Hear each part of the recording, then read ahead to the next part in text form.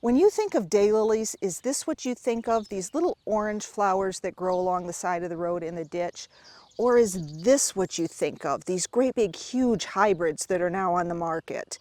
Love them or hate them, they do have a great place in the garden, especially when they're in full bloom, like they are right now in mid to the third week of July in New York State Zone 5. So join me today as we dabble on daylilies.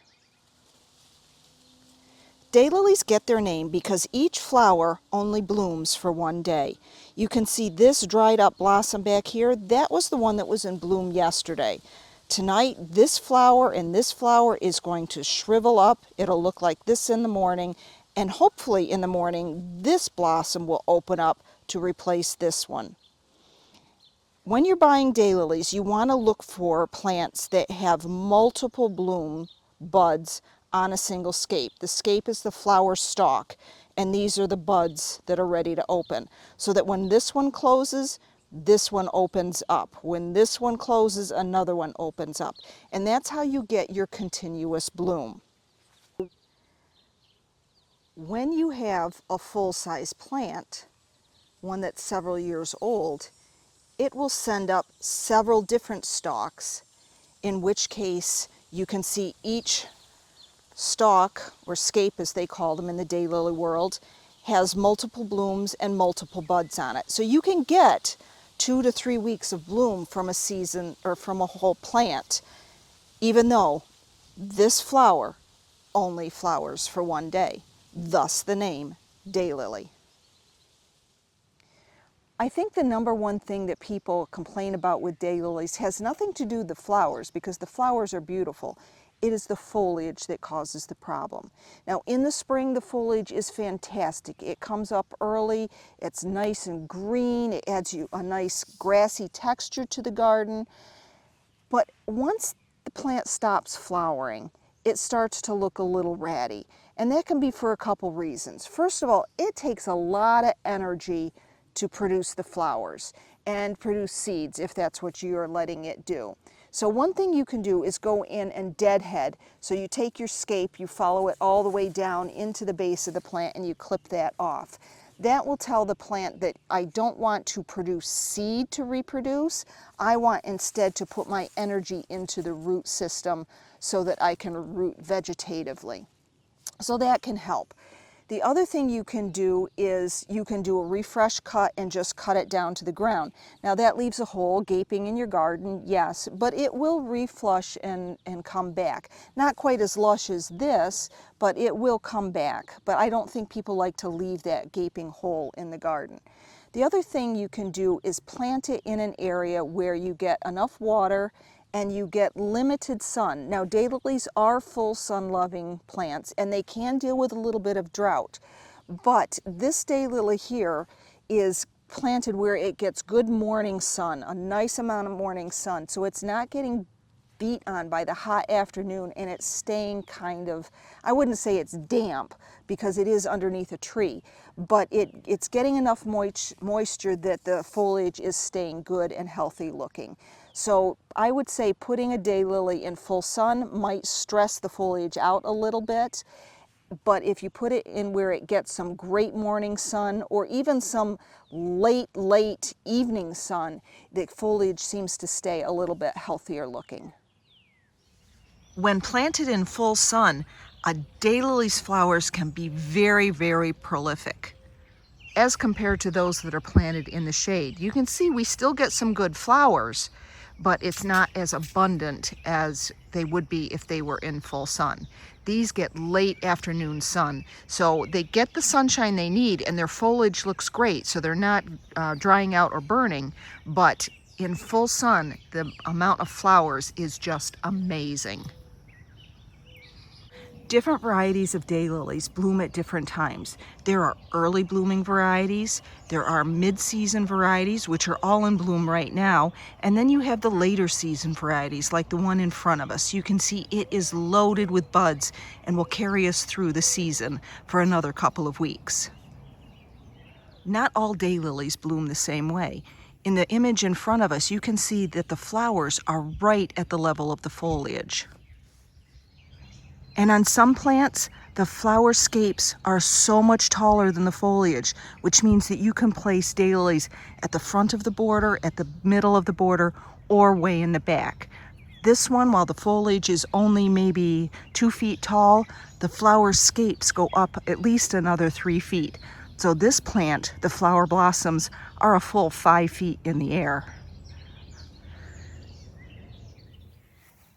If you're looking for an easy to grow plant, one that really requires minimal care and gives you a big bang for the buck, you might want to consider the daylily. They come in all different shapes, sizes, colors. There are evergreen varieties, and there are varieties that die back to the ground. There are some that are really tall with really, really thin kind of flowers. And then there are some that are thick and round. Now, many, many years ago, I did belong to the Daylily Society. And I'm going to suggest to any of you who really want to get into daylilies that you do a Google search for Daylily Society, or type in Hemerocallis Society to see what is available in your area. They are a wonderful group of people, and if they do things the same way they did 15, 20 years ago when I was involved in our local group, they do daylily tours. And here in upstate New York, it was probably last week. We're in our 3rd week of July, but I would bet that they were out doing tours of their members' gardens last week. And if you're a little bit further north, your area might not have had your tours yet. But you can go on these tours to see the variety of daylilies that these members have. You can write down their names so that you know what types of plants you are interested in. Because I can guarantee you that you are not going to find varieties like many of these at your local garden center, and definitely not at your big box stores. The interesting thing about daylilies is that many of these hybrid varieties, which you're seeing here in my garden, and these are old varieties. As I said, I haven't belonged in 20 years, and probably many of these flowers are varieties that were hybridized probably 10 years before that. So these are old-fashioned ones. I forgot where I was going now. So these varieties are old, and you're probably not going to see many of these at a member's home. You'll see more fancy ones probably, if that's what they're into collecting. But daylilies are very easy to hybridize at home, and that's where most of these fun varieties are coming from backyard breeders. And backyard breeders become backyard growers. That's not a daylily, that's a crocosmia right there. But once you get into daylilies, it can become quite the obsession. And you can see, for example, on this one, somebody was really going for a ruffled gold edge along the edge of the daylily. This one, they were going for more of an eye kind of a shape.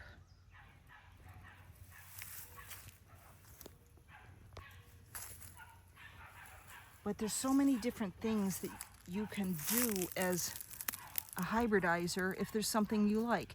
Maybe you like to have this ribbed edge, or maybe you like ruffles and that's what you want to concentrate on. And of course, everybody is trying for the elusive blue, because there is no such thing as a blue daylily. And the size of this one is just phenomenal. So maybe you like big daylilies, and that's what you want to concentrate on, great big huge flowers. Or maybe you like little ones, because there are some flowers that are teeny tiny.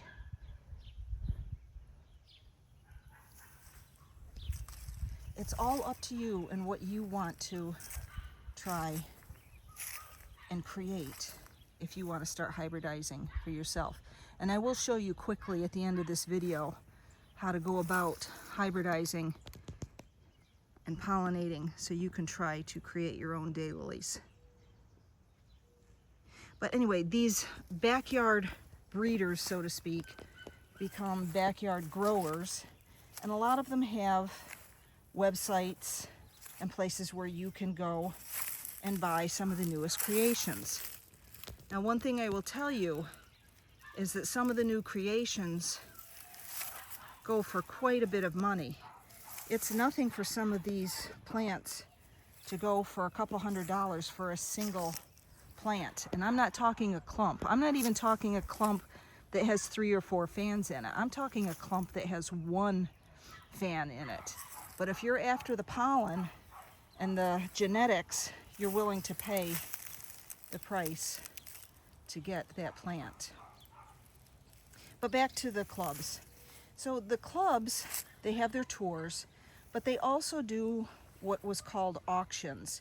So if I was still belonging to the Daylily Society, I might dig up this clump of red daylilies. Of course, I would need to know the name of it, which I have forgotten the names on the majority of these daylilies, so I'm sorry I'm not going to be able to share them with you.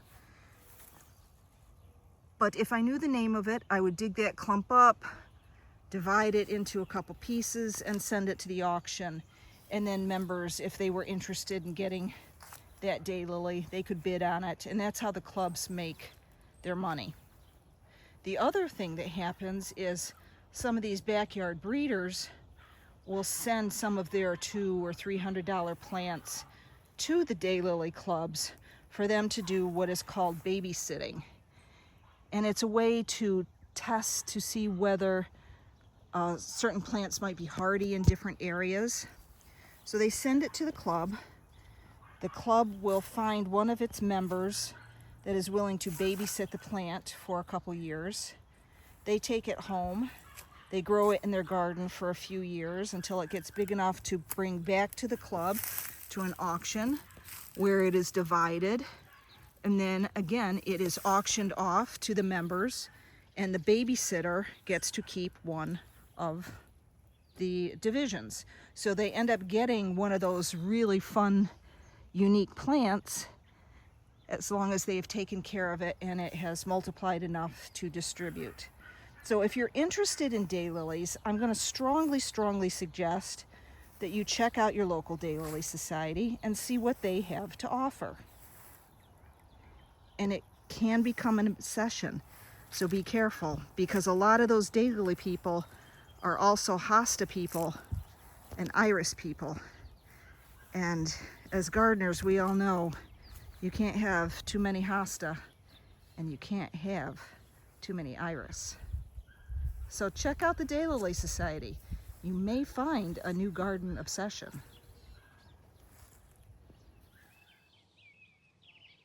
As I mentioned, as we were walking around looking at all the other different types of daylilies, that a lot of these hybrids are coming from backyard breeders. And that's because hybridizing daylilies at home is really simple to do. I mean, let's face it, if the bees can do it, we can do it. Now, there is a lot to it if you want to go for specific varieties or if you're trying to get that elusive blue. But if you just want to dabble in it per se, and you don't really care what you get, you just want to see what you can get, then all you need to do is transfer the pollen from one plant onto the pistil of another flower. So I'm going to show you how simple it truly is. We have in front of us a picture of the reproductive parts of the daylily. You can see that we have the pistil, which is this long, thin tube, and then we have the stamens, which have the pollen on it. So we're going to pretend that we want to take some genetics from this purple flower behind us. We want to mix it with this red flower and see what we get. All you need to do is come in, and you want to do this early in the morning. You want to get out here before the bees come out. And you want to grab the stamen that has the pollen on it, and then you're going to come over here and you're going to dab it onto the pistil. And again, you need to do this before the bees come out so that you know that this flower is crossed with this one. We have no idea what the bees do. It's all a big mystery. Anyway, so we're going to dab our pollen on there. And what's now going to happen is the pollen is going to travel down the tube into the ovary of the plant where the seeds are going to start to form. And when the seeds form, you will start to get a pod where this flower was, and the seeds are inside there. Now, you can open it up. They're very immature right now, but you can open them up. See if I can get it here. Oh, we got some good seeds in there. So there's, whoops, there's a seed starting right there. It's not ripe yet. It's not ripe yet. It should be darker, almost black. And that will be, and there's another one. Oh, that one's getting in there too. So there, whoops, sorry. There's our seeds. That's a pretty good one. They still need to dry out a little bit more. These seed pods will turn brown when they're, the seed pods will turn brown when they are ready to be harvested. Sorry, I'm doing a terrible job with this camera. But when it's time, when you're ready, you want to plant these. I would plant them someplace where they're going to get cold, because the majority of the daylilies do need some cold period to germinate. So you could plant them in pots outside. You can plant them directly in the ground, whatever you want to do so that they can come up. It will probably take you, especially up in this area with our growing season, 3 years to even get to a flowering plant, so you can see what your cross between these two plants turns out to be. And you may plant 100 seedlings and you may only get one that looks good. The rest of them might look just terrible. But that's all there is to hybridizing and growing your own types of daylilies.